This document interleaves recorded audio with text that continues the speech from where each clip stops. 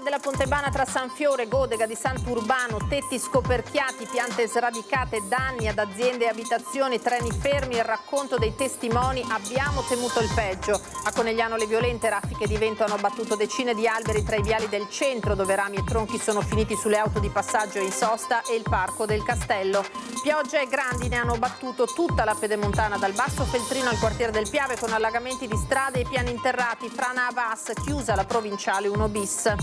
E chiusa e poi riaperta in giornata anche la statale 51 di Alemagna, situazione non più tollerabile, dicono gli albergatori di Cortina, che chiedono un vero e proprio piano di emergenza. Raffica di furti la scorsa notte a Mareno di Piave, almeno 5 le case prese di mira, in 2 occasioni sono stati i cani di casa ad evitare ai proprietari il faccia a faccia coi ladri.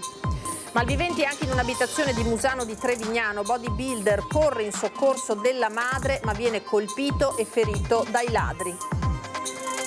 Il Cafoncello, centro di eccellenza per la neurochirurgia e la neuroradiologia spinale, 2500 interventi in 3 anni, patologie della schiena come l'ernia al disco fin da giovanissimi. Alla scuola media Galilei di Ponzano, studenti, genitori e insegnanti hanno ripreso il progetto Coloriamo la nostra scuola, dipingendo i muri delle aule del secondo piano. Buonasera, eccoci in diretta con l'edizione di Treviso. Lo avete sentito dai titoli, è stata un'altra giornata nera sul fronte del maltempo nella Marca trevigiana, con danni davvero ingenti, in particolare nei centri colpiti da una tromba d'aria nel primo pomeriggio. Conegliano, Godega di Sant'Urbano, San Fior, Cordignano, venti davvero violenti, danni a edifici e piante sradicate, interrotta la circolazione ferroviaria tra Conegliano e Pordenone per un albero caduto sui binari. In campo, oltre naturalmente ai volontari, agli uomini della protezione civile, ai tecnici dei vari comuni e anche agli amministratori stessi, sono scesi ben 35 vigili del fuoco con 12 mezzi provenienti un po' da tutta la zona e dal comando di Venezia. Allora ci colleghiamo in diretta da Pianzano con il nostro Christian Arboit, che si trova proprio sui luoghi colpiti insieme a Tommaso Migot. Christian. Sì, Lina, buonasera a te e a tutti i telespettatori di Antenna 3. Il nostro racconto, il racconto di un pomeriggio da Tregenda nella Marca trevigiana parte da Pianzano, di Godega, di Sant'Urbano. Nelle immagini di Tommaso Migot, la distruzione del vento, della tromba d'aria che si è abbattuta per l'appunto in questo angolo di Marca, Cordignano, Godega, San Fior e poi Conegliano, con effetti, li vedete, davvero deleteri in diverse zone, effetti soprattutto localizzati. Qui si stava allestendo la sagra di San Lorenzo, che è uno degli appuntamenti più attesi a Pianzano e dintorni. Qui con me c'è il vicepresidente della sagra, Diego Fadel, di questo appuntamento atteso. Diego Fadel, 24 anni, si trovava qui alle 2 del pomeriggio, quindi ha vissuto in prima persona la furia del vento. Cosa è successo, Fadel? Esattamente, ero qui e stavo aspettando l'arrivo di un ordine di prime provviste per la sagra e si è scatenata la bufera. Sono corso subito in sede per chiudere le finestre perché non si bagnassero i congelatori e non si rovinasse niente, e da lì è venuto giù il finimondo. Il capannone è stato dapprima un po' scoperchiato e poi raso al suolo. Per fortuna eravamo qui con altri 2 o 3 volontari, nessuno si è fatto male, e questo è quello che è più importante. Avete temuto il peggio in un certo momento? Abbiamo temuto il peggio, e la cosa che mi dispiace maggiormente è che qui ci sono tante ore di lavoro di tanti volontari che rischiano di andare, non dico perse, ma ecco, c'è un po' di frustrazione. Sono 150 linee i volontari che lavorano a questa sagra, ed è stato un pomeriggio di apprensione anche per il sindaco Paolo Aguzzo. Sindaco, lei ha assistito a questa tromba d'aria e subito ha pensato a questa sagra, è così? Sì, il pensiero è andato subito alla sagra, perché sapendo che ormai il capannone era allestito ho subito pensato a venire qui a controllare. Infatti sono venuta poco dopo che purtroppo poi è passata la tromba d'aria e ho visto immediatamente la gravità della situazione. Dopodiché mi sono spostata sul resto del territorio, perché comunque ci sono stati danni principalmente da alberi caduti che hanno anche in certi casi bloccato la viabilità nelle strade, perché si trattava comunque di alberi di una stazza importante che sono caduti proprio di traverso della strada, e quindi abbiamo dovuto temporaneamente interrompere la circolazione per poi, man mano che venivano fatti gli interventi, riaprire la strada alla circolazione dei veicoli.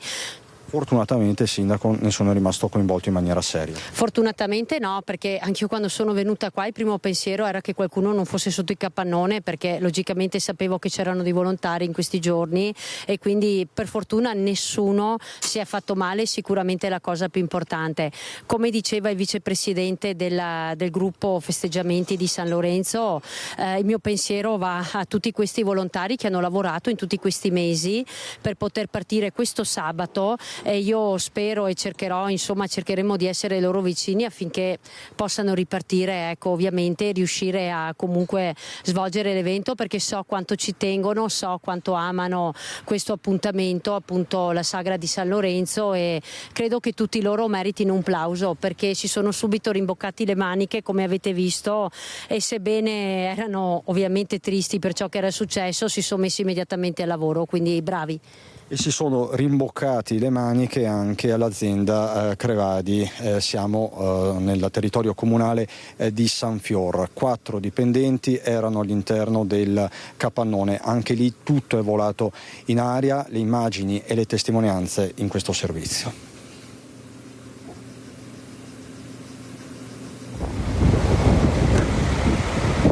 Saranno state le 2 passate.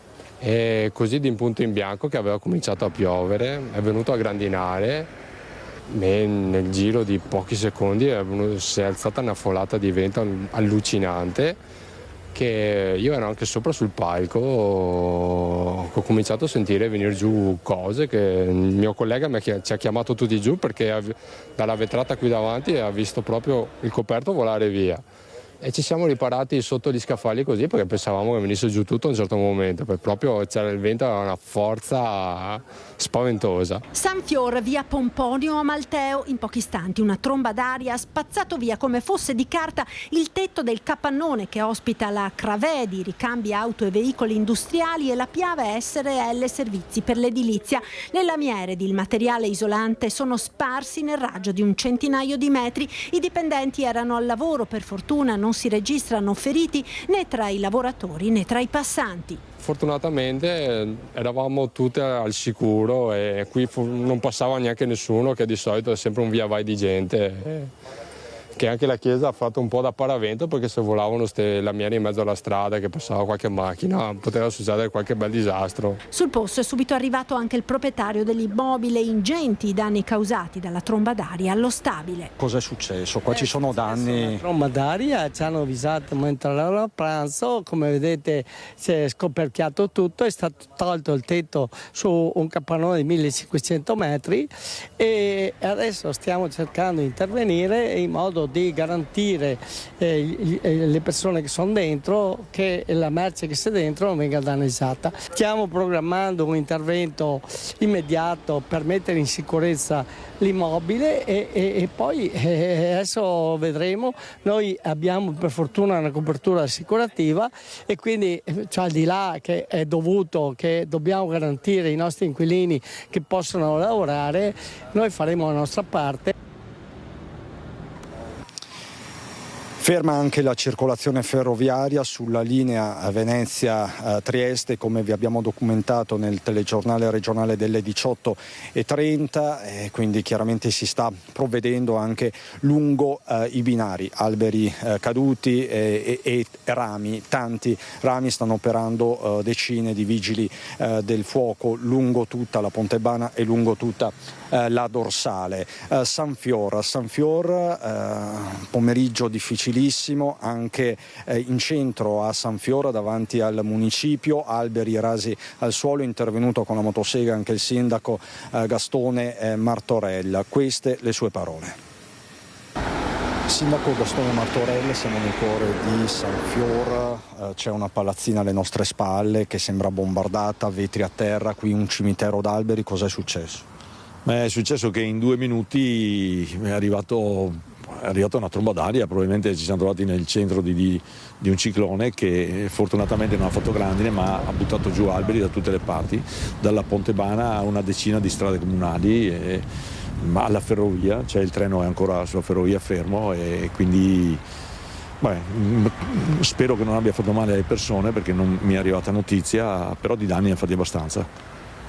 Riusciamo a quantificarli? Non ancora? No, non lo so, siamo usciti io, il vice e tutto il personale a prendere motoseghe e tagliare perché insomma l'importante era liberare le aree e dopodiché adesso insomma c'è qualche intervento ancora che non siamo in grado di fare noi, lo faranno i vigili del fuoco e adesso faremo la conta.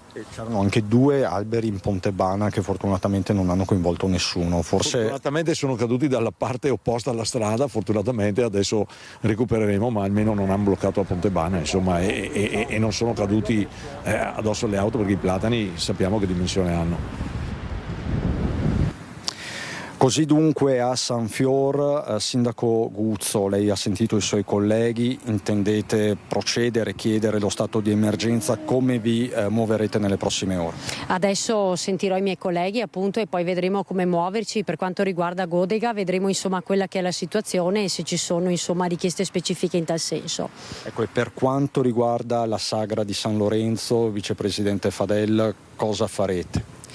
Permettetemi innanzitutto di ringraziare tutte le persone che hanno dimostrato la loro vicinanza in questi momenti.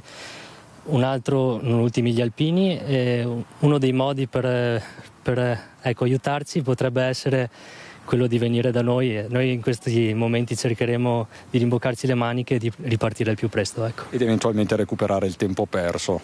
Assolutamente, anche perché danni ce ne sono e vogliamo recuperare al più presto. Grazie Diego Fadel, grazie Sindaco Guzzo. Noi adesso andiamo a Conegliano dove si sono vissuti attimi concitati. Appunto nel primo pomeriggio degli alberi sono caduti sulle pubbliche vie in via Spellanzon e in via Kennedy. Nel primo caso possiamo parlare veramente di una tragedia sfiorata perché c'era una donna alla guida di una utilitaria, la signora Monia, che sentirete.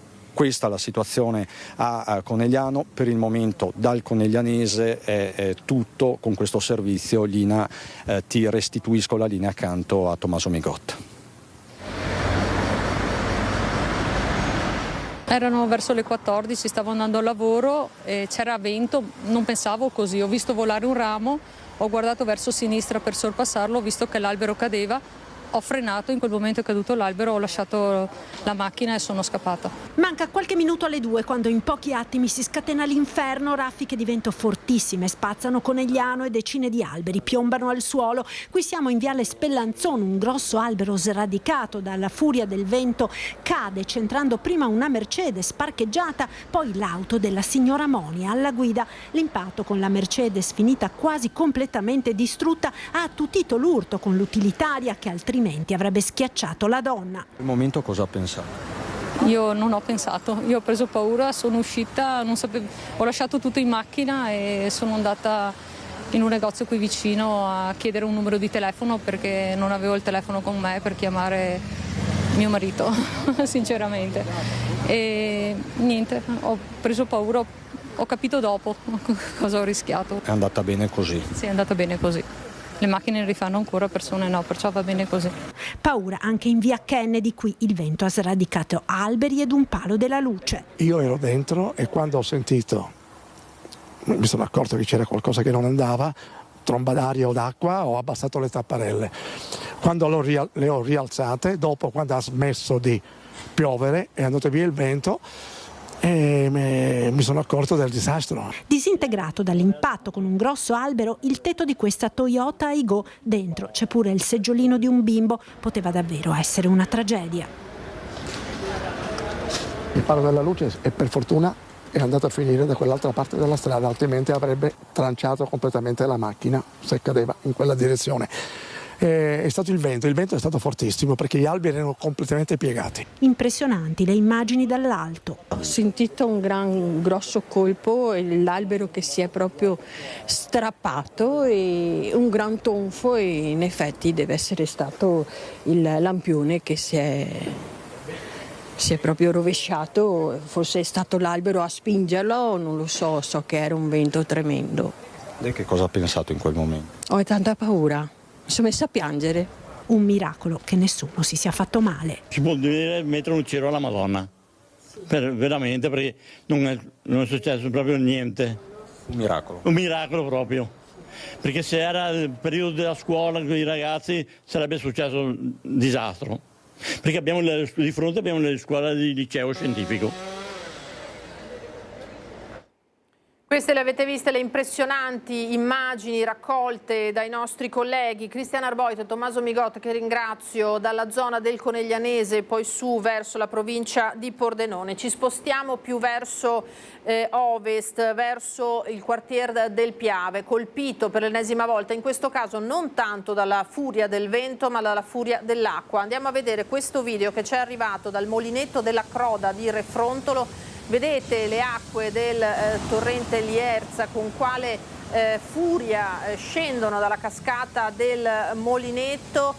Naturalmente la zona è stata oggi chiusa, l'associazione che gestisce il molinetto ha chiuso quest'area che solitamente è molto visitata. Sul posto si è recato anche il sindaco, perché vedete naturalmente l'acqua era incontrollabile e purtroppo conosciamo bene anche a livello di tragedia consumata quello che può provocare la furia di questo torrente quando si ingrossa. Allora, quartiere del Piave, abbiamo detto, c'è stata una bomba d'acqua a Farra di Soligo, ha esondato in più punti il Soligo, ma allagamenti si sono registrati anche nel capoluogo Pievigino Pieve, numerosi gli allagamenti, vento fortissimo che ha fatto cadere alberi, provocato anche vari smottamenti, c'è una frana importante, ne dà conto il sindaco. Vediamo la testimonianza prima di una signora a Collagù e poi proprio del primo cittadino Mattia Perencino. Ma cosa è successo? Non mi vedi anche parole. Cosa è successo? Tutto in un attimo è successo questa cosa qua. Tutto un attimo. Da niente vi siete trovati? Da niente mi sono trovata con l'acqua in casa così. Ma è la prima volta che capita? No, non è la prima volta, ma tanto così è la prima volta sì. Guarda che disastro. Guarda che non è arrivata. E tutto questo è capitato verso che ora? Le 3:30? No, sono adesso le 3:30. 2:30. Proprio una pioggia. A dirotto e... Non tanta pioggia qua non tanta pioggia, ha fatto furia tanta pioggia. Però dopo è arrivata tutto su quel. Tutto su quello, è uscito il Soligo, l'argine del Soligo, mi è arrivata da dietro. Disastro completo. Guardi, venga avanti. Stiamo intervenendo in diversi punti del paese. Su Farra, parte già colpita il 7 e l'8 luglio, in seguito appunto ad ulteriori frane che abbiamo nella zona collinare che hanno dato ancora delle difficoltà, e poi di fatto a Soligo è esondato completamente il Soligo, allagando la borgata di via Croda con danni anche importanti e rilevanti alle abitazioni, perché l'acqua entrava dal retro delle case ed usciva da davanti, quindi un bel disastro. E qui è il Soligo adesso? Adesso il Soligo so che ha avuto problemi anche a monte sull'abitato di Follina, e adesso siamo qui con i vigili del fuoco e la protezione civile e cerchiamo di dare una mano alle persone, perché parlando anche con i più vecchi qui del posto dicono che non hanno mai visto una cosa del genere. Non so cosa possa essere successo e non ho neanche idea di quanta precipitazioni siano cadute, ma io l'ho visto in diretta, era un nubifragio con un vento veramente fortissimo.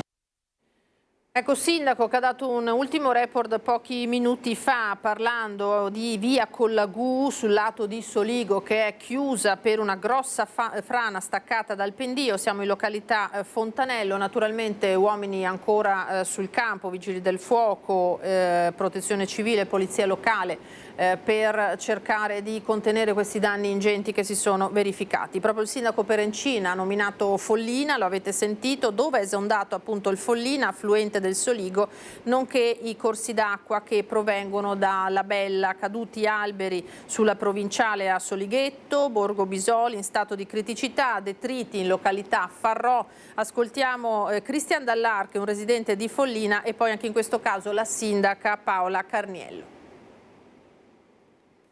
È successo che ormai è in 5 anni la seconda volta che ho buttato via 80.000 euro per ripristinare questo magazzino. Prima volta, stato calamità, non è arrivato niente.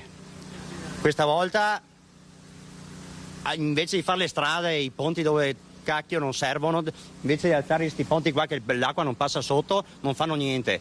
E ora io adesso chiudo l'attività. Ma dove è l'attività? Qua. Ho il magazzino pieno. Posso venire a vedere? Vieni a vedere con me. Vieni da giù qua. In 20 anni è venuta fuori 5 volte questo cacchio di fiume. E l'attività lei ce l'ha qua sotto? Io ho il bar là, ma ha visto cosa c'è qua sotto?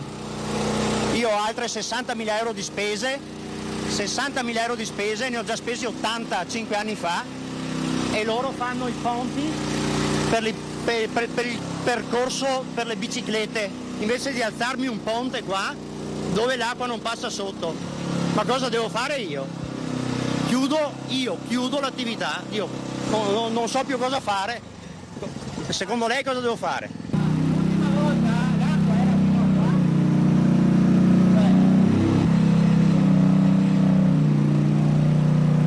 Sindaco, com'è la situazione qua a Follina?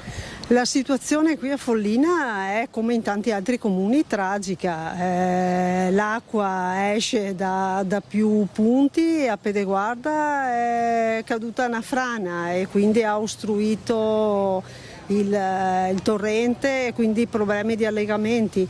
Qui a Labella abbiamo sempre lo stesso problema.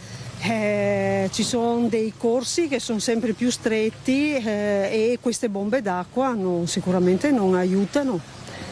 E adesso cosa fare allora? Adesso qui a Labella abbiamo già dei progetti per quello che riguarda, dobbiamo alzare ponti, dobbiamo rifare muri. Tra l'altro qua giù è caduto anche un muro, quindi adesso dobbiamo liberare il torrente perché rischiamo, diciamo, che se viene un'altra bomba d'acqua vada fuori. Invece l'abitato proprio di Follina Follina? L'abitato di Follina ci sono sempre delle vie che sono un attimo più basse, anche una di queste è via Paradiso, quindi arriva l'acqua da Miane, lungo la provinciale arriva da Cison, sempre lungo la provinciale, la via è più bassa e i tombini non riescono a ricevere. Tra l'altro c'è il problema, diciamo, che c'è il fiume Follina, quindi quando il livello è alto invece di ricevere butta fuori anche il fiume. Però tutto il comune ha delle problematiche, anche, diciamo, Farrò, che di solito perché è più alto non ha problematiche, anche lì abbiamo dei punti dove è uscita dell'acqua e quindi c'è tanto lavoro da fare. Avete vista dunque la situazione. Allora ci spostiamo ancora verso Valdobbiadene, dove sono caduti oltre 50 mm di pioggia in 20 minuti, così ci ha riferito il sindaco Luciano Fregonese. Allagamenti diffusi nelle strade, interessati Guia, via Roma verso San Vito, Pianezze. La rete di scolo è andata letteralmente in tilt, da tutti i tombini è tornata su l'acqua, allagati, garage e scantinati, situazioni ripristinate già nel corso del pomeriggio grazie al lavoro di protezione civile dei volontari dell'AVAB, l'antincendio boschivo, e dei vigili del fuoco. Anche in questo caso però vedete tanta acqua nelle strade colpite, in particolare queste zone collinari dove naturalmente le pendenze accelerano l'acqua. E oltre al forte vento e alla pioggia, pesanti grandinate hanno interessato oggi la fascia pedemontana dal quartiere del Piave al Vittoriese. Queste immagini si riferiscono a Corbanese di Tarso, dove grandine, anche se piccola ma molto abbondante, ha ricoperto i giardini e riempito le reti antigrandine posizionate a protezione delle colture. Nei video inviatici da un telespettatore che ringraziamo, l'intensa grandinata durata alcuni lunghi minuti.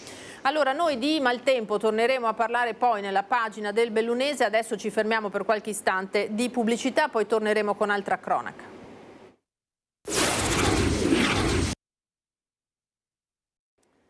Ben ritrovati di nuovo in diretta da studio con l'edizione di Treviso dei nostri telegiornali. Dopo questa ampia pagina sull'ondata di maltempo davvero violenta che si è abbattuta sulla nostra pedemontana con gravissimi danni, andiamo avanti con le notizie di oggi. Mareno di Piave, c'è stata una raffica di furti la scorsa notte, almeno 5 le case prese di mira.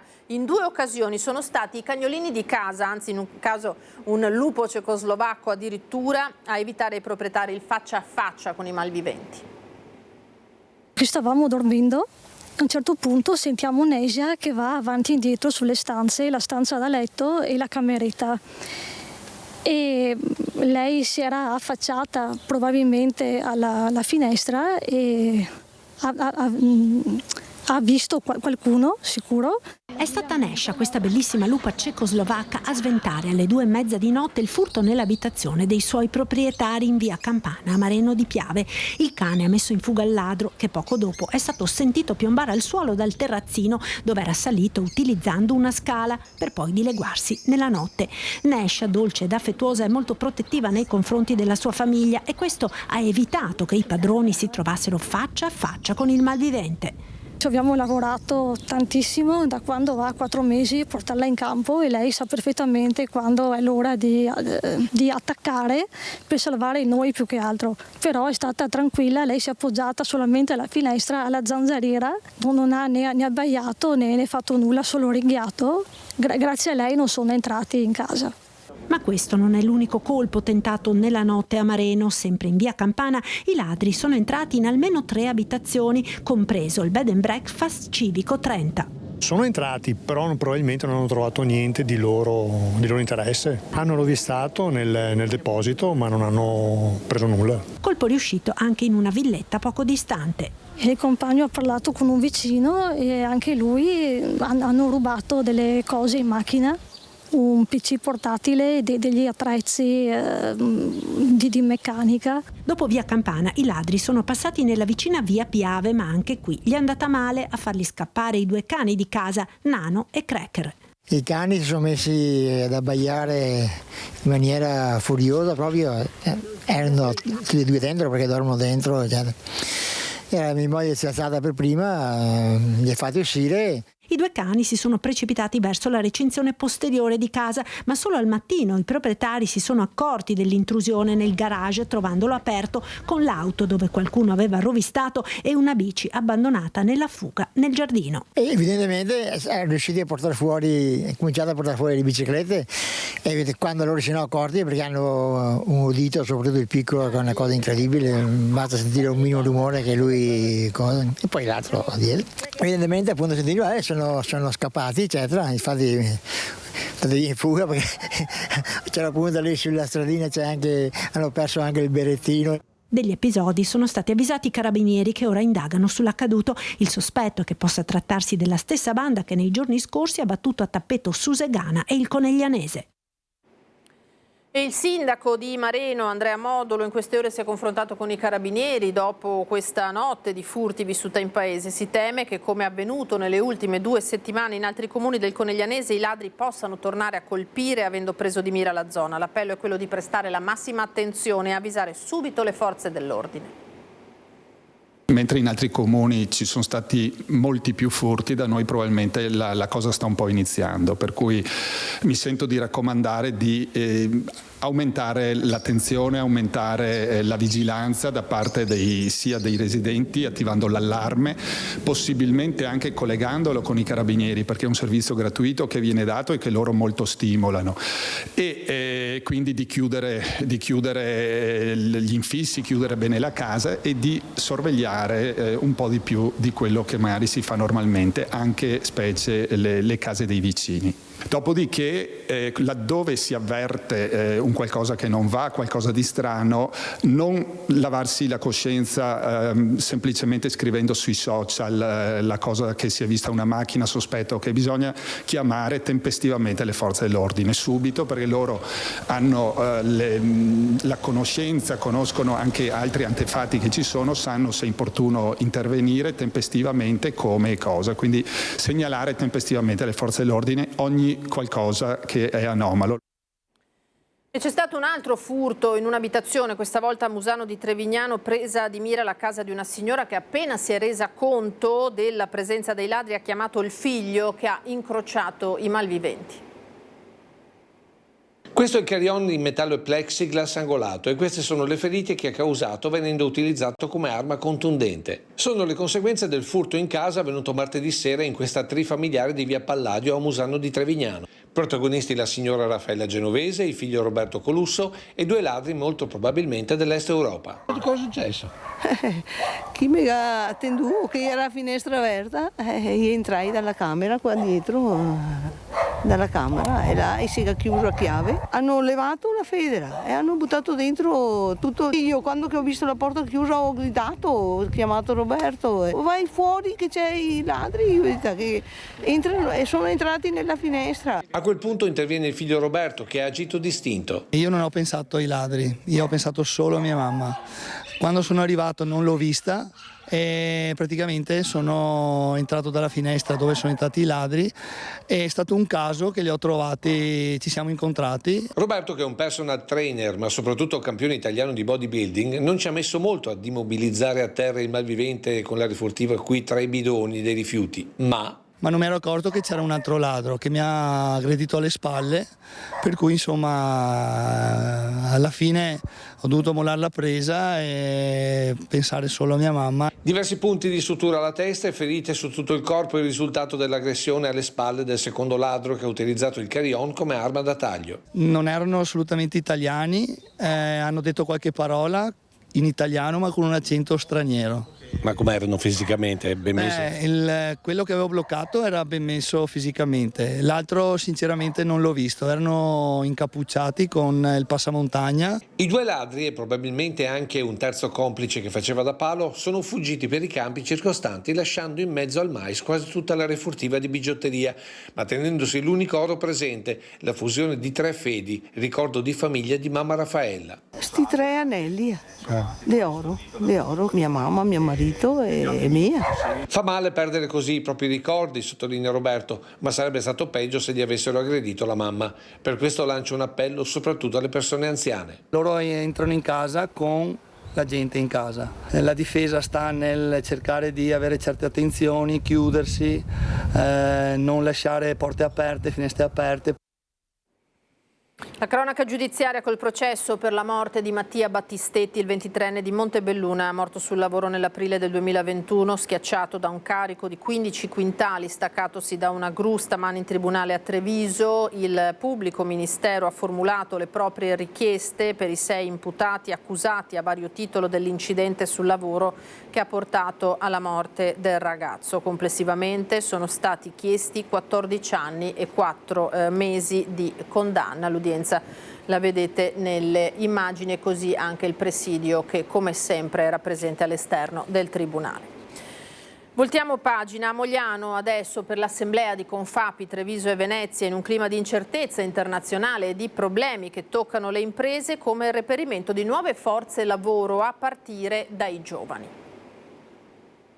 Oltre 250 presenze all'Assemblea dei soci Confapi di Treviso e Venezia. L'appuntamento a Mogliano, l'attualità internazionale, guerre in corso e dazi americani agitano il mondo delle piccole e medie imprese in cerca di risposte attraverso il confronto. Tavola rotonda moderata dal giornalista Mario Giordano sul tema inverno demografico e occupazione, i dati emersi dalla ricerca condotta dall'Università di Padova sui giovani che si affacciano al mondo del lavoro, che nella scala delle priorità slitta al 6° posto, nelle prime 3 posizioni famiglia, salute e tempo libero. I valori stanno un po' tutti sullo stesso piano, mentre un tempo erano verticali, c'era la famiglia, gli amici e il lavoro, punto, poi veniva tutto il resto.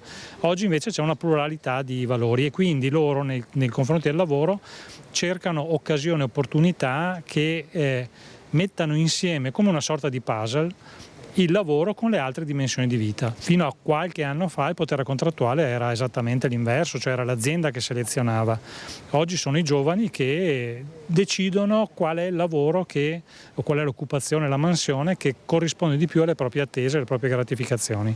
Il Covid ha rivoluzionato l'approccio alla stessa sede fisica di lavoro. Quell'esperienza però ci ha fatto toccare palpabilmente che un'altra organizzazione del lavoro è possibile, senza doversi mettere in strada, inquinare, consumare tempo, sprecare tempo in spostamenti. Quindi o il lavoro è vicino a casa oppure si decide di andare all'estero. La carenza di personale è solo una delle sfide che le imprese di casa nostra devono affrontare. Le difficoltà devono essere rilette come opportunità. Il punto di forza di noi, come la vedo io, delle piccole e medie aziende è sicuramente l'eccellenza, cioè noi creiamo eccellenza, siamo il punto forte dell'Italia perché la piccola e media azienda è quella che trascina l'Italia e è quella che crea eccellenza e che crea valore, soprattutto per l'estero, perché abbiamo visto che l'Italia ormai è piccola per noi e comunque sicuramente ormai dobbiamo parlare di Europa per non parlare del mondo. Certamente ci sono degli spunti interessanti che sono relativi alla valorizzazione dei mercati interni.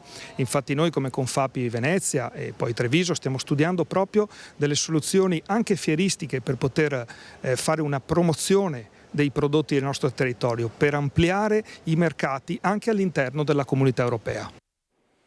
Ora parliamo di sanità. Il Cafoncello di Treviso, centro di eccellenza per la neurochirurgia e la neuroradiologia spinale.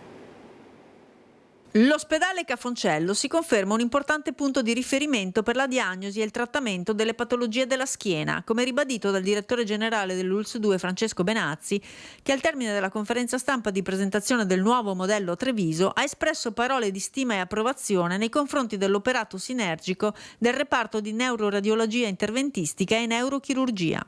Il modello Treviso della sinergia che c'è tra la neuroradiologia interventistica e la neurochirurgia che tratta la colonna. Tutti e due lavorano insieme e danno delle risposte eccezionali ai nostri cittadini con numeri che sono veramente importanti. Le operazioni di chirurgia attraverso modalità microinvasive permettono un pronto recupero e un aumento del numero di interventi che ora si aggirano intorno ai 1400 all'anno, anche se persiste il problema della mancanza di infermieri, impedendo di fatto un servizio ancora maggiore. L'allargamento della richiesta di necessità di arrivare ad un intervento chirurgico, di star meglio, è una delle richieste che vediamo di più nei nostri ambulatori, una delle necessità che il cittadino ci chiede di più. Il modello Treviso rimane quindi un'eccellenza a livello nazionale, conquistando non solo i pazienti ma anche i professionisti del mestiere. Abbiamo avuto negli ultimi anni diversi gruppi di colleghi medici che vengono da altre regioni, prevalentemente da centri di sanità, di ospedali pubblici, che vengono appunto a imparare non soltanto le tecniche ma anche i protocolli di collaborazione.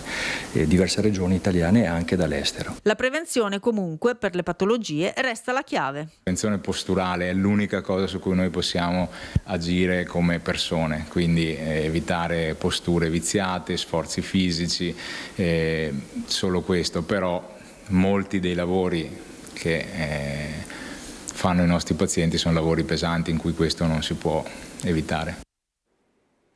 Parliamo di scuola adesso perché alle medie Galilei di Ponzano Veneto studenti, genitori e insegnanti hanno ripreso anche quest'anno il progetto Coloriamo la nostra scuola dipingendo i muri delle aule del secondo piano. E non lo iniziamo? Adesso vediamo. Avevano iniziato lo scorso anno con colori e gioia a dipingere le loro aule per colorare di bellezza l'anno scolastico. In 2 settimane avevano finito tutto il piano terra e quest'anno è toccato al primo, come aveva promesso il sindaco al comitato genitori e insegnanti della scuola Galilei di Ponzano. Il comune è felicissimo perché noi acquistiamo solo il materiale, tra l'altro in quantità doppia perché ogni giorno ci chiamano perché il colore finisce e questo è anche una gioia perché i ragazzi e le famiglie si divertono, la scuola diventa più bella e colorata e quindi anche i ragazzi si sentono che l'edificio è una parte di loro e sicuramente lo trattano meglio di quanto magari di solito vengono utilizzati gli ambienti scolastici. È una scuola colorata, i ragazzi sono felici, l'amministrazione anche. Colorano, giocano, fanno squadra, diventano amici e imparano il valore del realizzare insieme qualcosa che poi apparterà per sempre a loro e alla comunità. Questa stanza è una delle peggiori perché non avevamo ancora ben capito la tecnica, quindi non è venuta molto bene. Verrà bene di sicuro, non è finito. Infatti stiamo dando la seconda mano, nella parte più in fondo si vede che sta venendo meglio. Però le stanze successive sono fatte meglio, sì. Genitori che sono entusiasti anche per il legame che si crea con gli insegnanti, visti al di fuori del loro ruolo istituzionale. Hanno sperimentato un po' quello che è il senso di fare qualcosa per se stessi ma anche per la comunità, e si sono anche resi un po' conto che gli insegnanti non sono solo ed esclusivamente il mondo dei professori, ma anche delle persone con cui si può collaborare alla pari in queste attività. Proprio quegli insegnanti che hanno creato la Commissione Benessere, perché nel bello si vive e si lavora meglio, come nei colori. Possono essere colori legati all'ambiente, abbiamo la sabbia, abbiamo il verde dei prati, i fiori con il lilla, quindi libera l'interpretazione. Ma cosa rappresenta quest'onda gialla? È la felicità. Vostra di quando venite a scuola? Sì. Sì, mentre quella verde dovrebbe rappresentare la speranza che vada bene l'anno, e quella viola non lo so bene. Questa è l'iniziativa Ponzano Veneto. Noi adesso andiamo alle notizie dal Bellunese.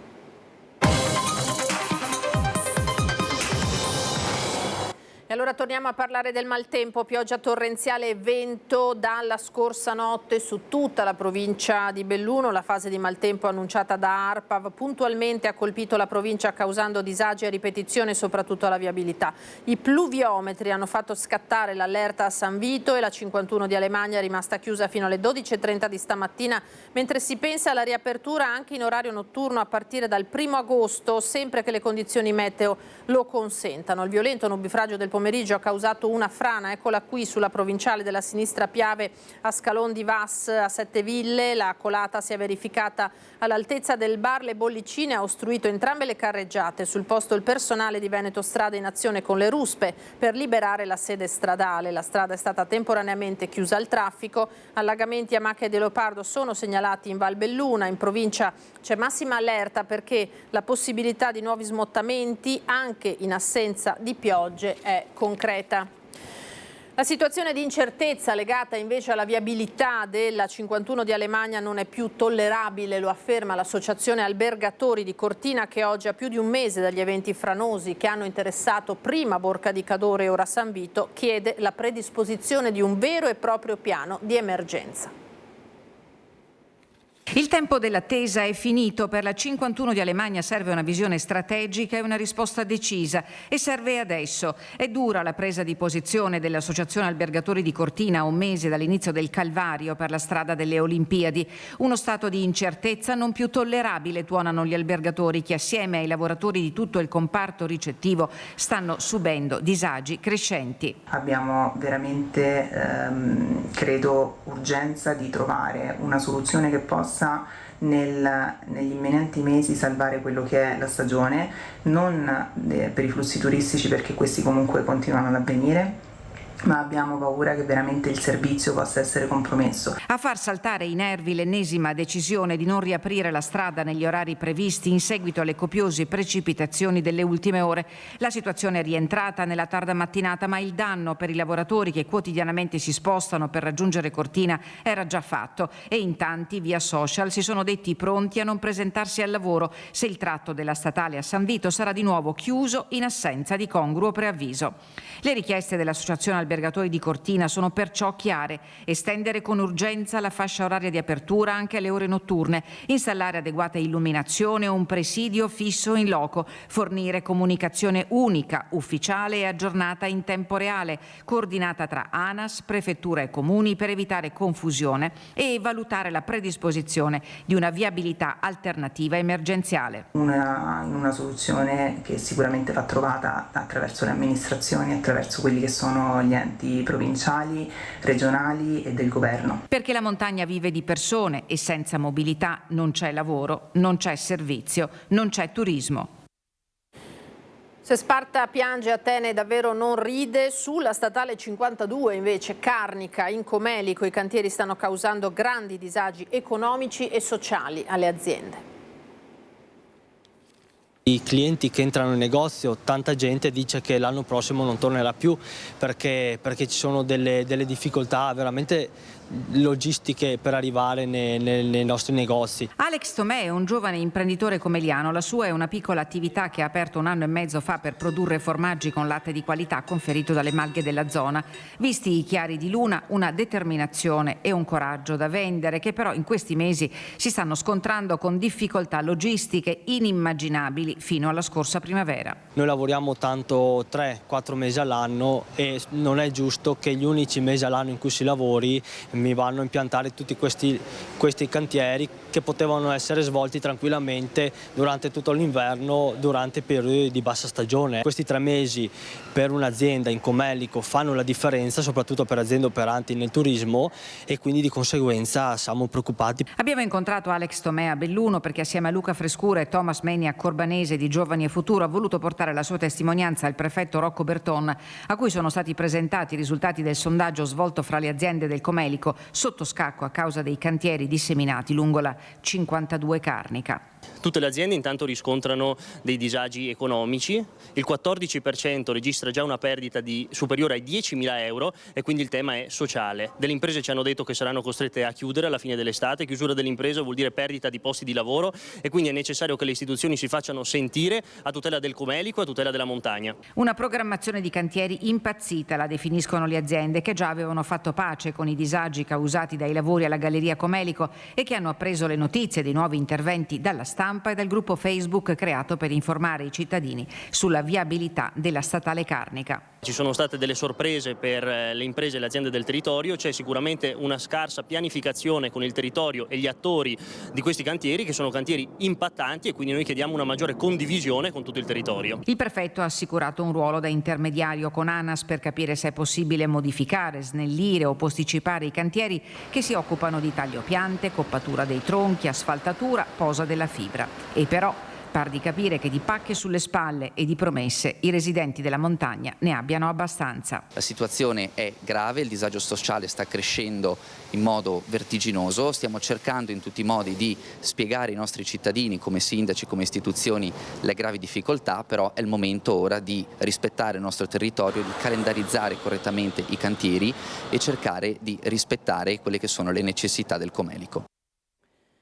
Inaccettabile è il commento tranchant della consigliera di parità della provincia di Belluno sul caso della lavoratrice di Cortina Marketing a cui è stato negato lo smart working al rientro dal congedo parentale. Per la consigliera, che a contraddire le norme di conciliazione vita-lavoro, sia un'azienda a totale partecipazione pubblica, è un fatto ancora più grave, al quale si somma l'assenza ingiustificata dei vertici della società all'incontro convocato per discutere il tema. Solidarietà alla lavoratrice è stata espressa anche dalla FIOM CGIL di Belluno, che punta il dito contro la lentezza e inefficacia delle politiche aziendali e istituzionali, ancora lontano dal garantire alle donne e in particolare alle madri la coesistenza tra il loro ruolo di lavoratrici con quello della cura dei propri figli.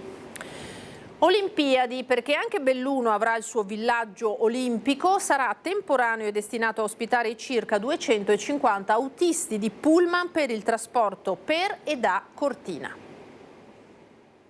C'è stata richiesta da parte di Dolomiti Bus perché logicamente c'è la necessità di avere degli autisti e molti autisti hanno fatto un conto che ne serviranno oltre 200-250 ed è chiaro che c'è la necessità di trovare dei luoghi da poter inserire questi moduli. Una ospitalità temporanea in moduli modello Cortina per garantire l'alloggio ai circa 250 autisti ingaggiati da Dolomiti Bus per il trasporto olimpico per e dalla sede delle gare. Anche Belluno per 3 mesi potrà vantare ad essere sede di una sorta di villaggio olimpico. Impossibile dire di no alla richiesta di Dolomiti Bus, che ha accettato di svolgere il servizio di trasporto per conto della Fondazione Milano Cortina. Il villaggio sarà strutturato in moduli. Sono moduli da 9 persone più i bagni devono essere riscaldati, devono avere loro la fognatura, la luce, tutto quello che serve per la gestione, e noi abbiamo dato come disponibilità la parte più verso il punto delle Alpi della zona di Levego, dove quella urbanizzata, che è una piazza che è del comune perché è in concessione al comune, e dopo una parte verrà messa davanti all'entrata di Col d'Aren, dove c'è la Dolomiti Bus. Le casette potranno ospitare fino a un massimo di 9 persone e saranno dotate di tutti i comfort. Il villaggio sarà realizzato fra dicembre e gennaio. A Col d'Aren e a Levego i moduli resteranno fino alla chiusura delle Olimpiadi, prima di essere smontati e restituiti alla ditta fornitrice. Siamo contenti di poter dare una mano e di poter essere artefici e partecipi di questo grande avvenimento. I costi del villaggio saranno gestiti da un accordo già stipulato fra Dolomiti Bus e Fondazione Milano Cortina.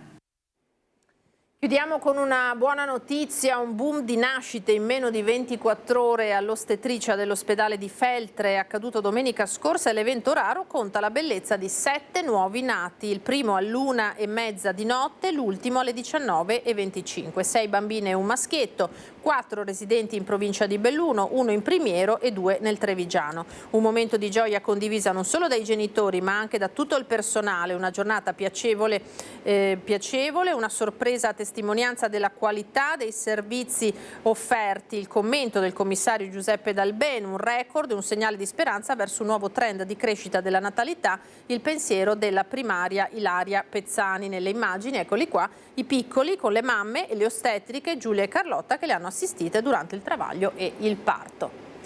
Era l'ultima notizia per questa edizione, io vi ringrazio per averci seguito, come sempre adesso le previsioni del tempo, una buona serata a tutti, arrivederci.